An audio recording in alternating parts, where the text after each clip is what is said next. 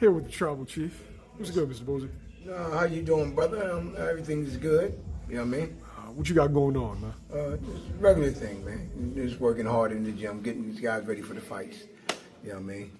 You got, what, 2-3 title fights coming up? Yeah, 3. Yep, 3 title fights. Yes, sir. Yep. I got, Boots. I got, Scooter and O'Shea. Yeah. Remember I said trainer of the year, man. Yeah, I done, shit, you ain't lying. All these fights I done had this year. And shit, Andy should be back soon. Andy supposed to be back Sunday, so I guess he come back this Sunday. Okay. Well, like I said, you know what I mean? He gave the last couple rounds away. You know what I mean? But before that, I had Bivol winning. You know what I mean? And when the cards read, and I still had him winning though, but they just gave him the last 2 rounds they gave Benavidez. Benavidez, whatever you call his name. Beterbiev. And he was throwing punches before that, but a lot of the stuff Bivol was catching on his hands, with his arms and stuff like that. You know what I mean? And he threw more punches too. You know what I mean? He just died down at the last couple rounds. Did the judges get it right? No, I don't think it was right. I would have edged it to Bivol. If not, give it a draw. You know? What changes should Bivol make if there is a rematch? What changes? Yeah. Well, what you going to Bivol going to understand? He gonna understand that he can't let them 2 rounds go by. You know what I mean? That's what he wants to understand. He wants to box and move and coach. You know what I mean? A lot of fighters seem to, they be up in their mind, they up on the scorecards, and they take the last couple of rounds. Coach. Yeah, we've seen it with Lomachenko against Dev and Tio. We've seen it Oscar De La Hoya against Trinidad. Right? Should you always assume that it's close? No. All right, brother. Yes, sir.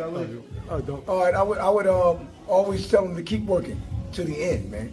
You know what I mean? Even if you think you got it, there's still work. Keep on working, let your hands go, and be sure that you got it in the bag. You know what I mean? Who wins the rematch? Who wins the rematch? Yeah. I got Bivol winning the rematch. Another big fight. David Benavidez announced that he's going to face David Morrell Jr. Man, that's a real good fight, man. That's a real good fight. I like both of them, man. So I can't tell you nothing bad about them, but I just want to see that, man. I think that's like a 50-50 fight right there. But then I'll go more towards Morrell.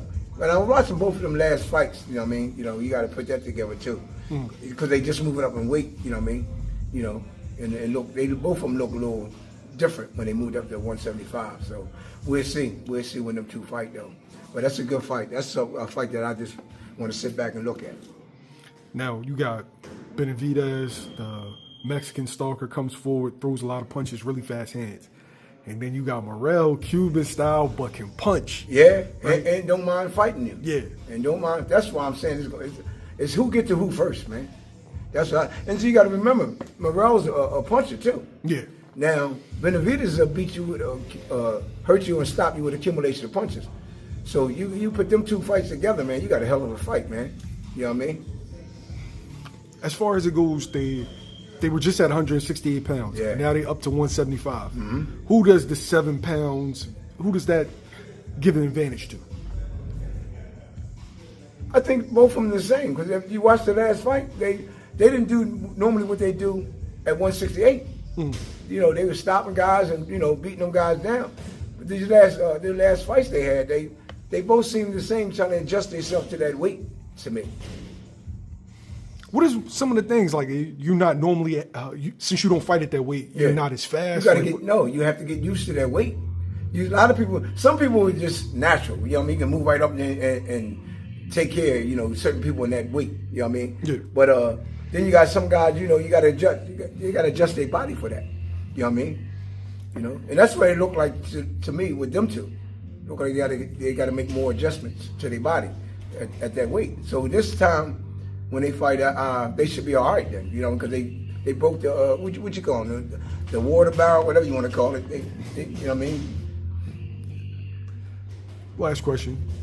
Your man Richardson Hitchins. Yeah. Liam Paro. What is That's a that? good fight, December 14th. That's a good fight. Right, for the IBF title. Yeah, that's a good fight, man. Yeah, I didn't expect this one next, but yeah, that's a good job. What you think, man? I think it's gonna be a good fight, man. I think it's gonna be a good fight. Africa, he's a good boxer, pretty good boxer. Liam Paro, what's his name? Liam Paro? Yeah. He showed everybody that he's coming to take over. You know what I mean? He beat the guy that everybody was scared of. In his country. You know what I mean? And not only that, remember, they asked Richard Hitchins, well, I call him Africa, they asked him to fight him. He wasn't ready to fight him at that time. He said he'll go around him. He'll fight somebody else instead of fighting, what was it, Matisse, what's his name? Matisse, right? Yeah, Matisse. You know what I mean? So Liam Paro don't care who it is. He's just coming, man. And I think that's going to be a great fight, man. But what you call him got to be in top shape to fight Liam Paro, man. You know what I mean? He beat what you call him too? He stopped Montana. Yeah, that's what I'm saying. So he beat Matisse, so he's on a tear. He on a winning streak. So, you know what I mean? Africa got to be careful, man. And box, move, in and out, side to side. Tie him up when you have to. You know what I mean? Because he coming, man. You know what I mean? I'm going to just sit back and watch the fight. Now, Liam Paro is, like you said, he's coming off with 2 really good wins. Right. Africa was coming off of like a 3 or 4 like dominating winning streak. Right. Had a tough time with Gustavo Lemos, even though he won the fight. Right, he won it. Yeah. Right. So mentally, like, how do you prepare yourself if you coming off of a fight where people are criticizing you and saying that you got a gift? Well, the thing is, with me, if that was me, I wouldn't pay attention to what people say or think, as long as I won the fight. You know what I mean? Most important is do me. You know what I mean? You got to do what you've been doing. You know what I mean? And with this guy, you want to really be up to par, man. You got to be on your P's and Q's, man. Because this guy, like I said, he got them winning streaks, and he beat a couple of tough guys, man.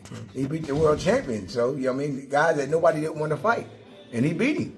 Yeah, he made him look, and then made him look bad. So Africa, you got to watch out, my man. You my man, but you got to watch out, brother, because man is coming. So you got to be on your P's and Q's and get some good sparring. That's what you need. You know what I mean?